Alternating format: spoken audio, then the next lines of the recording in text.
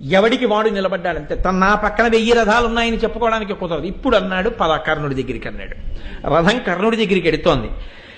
శత్రుంతపుడు సంగ్రామజిత్తు, ఇందులో శత్రుంతపుడు కర్ణుడి యొక్క తమ్ముడు.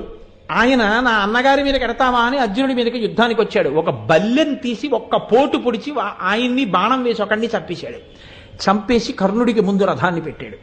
పెట్టి కర్ణుడితో అంటున్నాడు, సభల పలుకుదీవు సరిలేరు నాకని ఇది రణంబు వచ్చే ఎల్లవారి కరుగవచ్చు దీన బెరచోట రజ్జైనా ఇట్లు పూరగింపు నగుని ఇచట.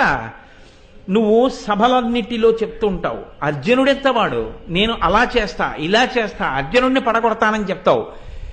అక్కడ మాట్లాడుతుంటావు, ఇక్కడ మాట్లాడడానికి కుదరదు. చేతలలో చూపించు. నువ్వో నేనో ఎవరు మన ఇద్దరిలో శౌర్యం కలిగిన వాడో తేలిపోయే రోజు వచ్చింది.